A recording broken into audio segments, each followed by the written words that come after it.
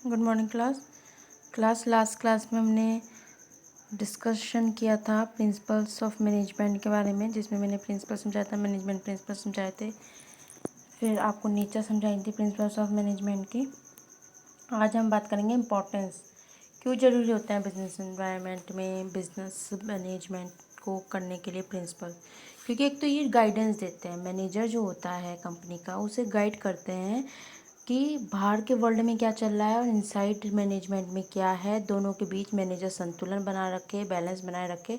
उन सबको रिक्वायर्ड के लिए मैनेजर एक यूजफुल इंसाइट टू रियलिटी हो सके, इस कारण वो मैनेजर के लिए प्रिंसिपल्स दिए जाते हैं।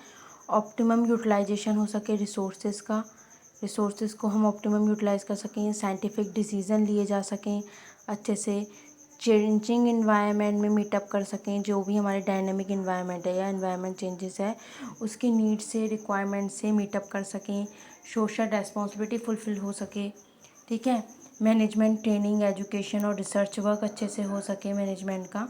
तो इस कारण हमारे जितने भी हैं प्रिंसिपल्स ऑफ मैनेजमेंट की इंपॉर्टेंस फॉलोअप की जाती हैं। और अगर हम हेनरी फ्योर के बारे में पढ़ें तो हेनरी फ्योर एक इंजीनियर थे, उन्होंने मैनेजिंग डायरेक्टर भी रह चुके हैं कंपनी के। बहुत सारे चैलेंज फेस करे उन्होंने अपनी लाइफ में, बहुत सारे उन्हें जो एक्सपीरियंस उन्हें फेस हुए अपनी लाइफ में जॉब करते हुए, मैनेजमेंट को संभालते हुए, तो उनके बेस पे उन्होंने कुछ टेक्निक्स और कुछ अपने एक्सपीरियंस शेयर करे हैं जो जिससे हमने प्रिंसिपल का नाम दिया है। तो principles of management develop by Henry फ्योर। कितने प्रिंसिपल्स हैं? 14। बहुत इंपॉर्टेंट प्रिंसिपल्स हैं, इन सब के बारे में पता होना कंपलसरी है। पहला प्रिंसिपल है डिवीजन ऑफ वर्क, दूसरा अथॉरिटी एंड रेस्पॉन्सिबिलिटी, तीसरा discipline, fourth unity of command, फिर यूनिटी ऑफ डायरेक्शन, फिर subordinate of individual interest to general interest, remuneration of employment, centralisation and decentralisation, scalar chain, order, equity, stability of personal initiative, esprit को। अब ये जो principles हैं इनकी detail में आपको स्टडी करनी पड़ेगी। ये सारे प्रिंसिपल्स मैं आपको ये होमवर्क देती हूँ, आप इसे डिटेल में इसका मीनिंग भी लिखेंगे और साथ में इसके पॉजिटिव और नेगेटिव एस्पेक्ट भी। ये बुक में भी दे रखे हैं, बुक से भी ले सकते हो, नेट की भी हेल्प ले सकते हो, गूगल की। बहुत अच्छे प्रिंसिपल्स हैं, बाद में मैं समझाऊंगी। अब है साइंटिफिक मैनेजमेंट। साइंटिफिक मैनेजमेंट क्या है? साइंटिफिक मैनेजमेंट हमारा जो होता है वो रिसर्च के ऊपर और एक्सपेरिमेंट के ऊपर बेस्ड होता है। Application science for each and every element of management, मतलब जिसमें हमारे सारे each and every element management के एप्लीकेशन जितने भी हैं वो सब सेट एग्जैक्टली देखी जाती हैं कि what man to do and what they want to do.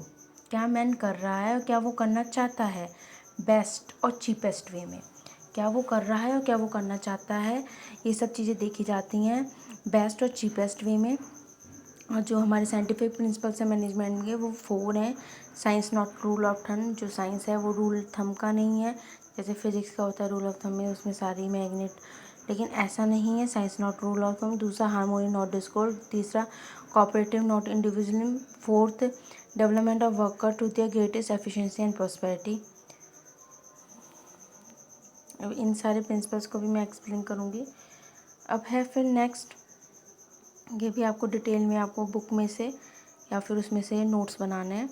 फिर साइंटिफिक टेक्निक ऑफ टेलर की अगर हम बात करें तो उसकी 3 चीज़ें बहुत इंपॉर्टेंट हैं इस चैप्टर में। एक तो प्रिंसिपल्स ऑफ फ्यूल के, साइंटिफिक मैनेजमेंट के बारे में जो 4 प्रिंसिपल्स दिए गए हैं, ठीक है। फिर साइंटिफिक टेक्निक ऑफ टेलर की, ठीक है। साइंटिफिक टेक्निक ऑफ टेलर की हम नेक्स्ट क्लास में डिस्कशन कर लेंगे, लेकिन अभी आपको इतना प्रिपेयर करना कंपलसरी है।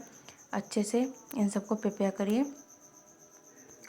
चलिए हम डिस्कशन कर लेते हैं इसके बारे में भी।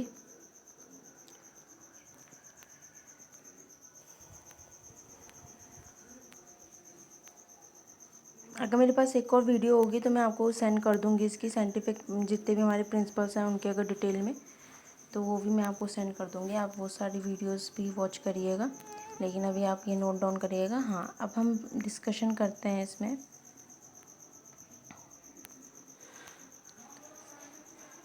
Scientific technique of Taylor.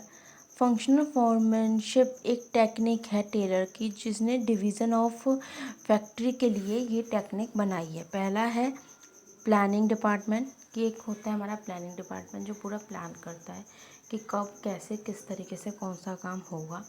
जिसमें हमारे 4 लोग वर्क करते हैं। रूट क्लर्क होता है, इंस्ट्रक्शन क्लर्क होता है, टाइम एंड कॉस्ट क्लर्क जो टाइम को मैनेज करने का टाइम देखता है कि कौन सा वर्कर किस टाइम कितना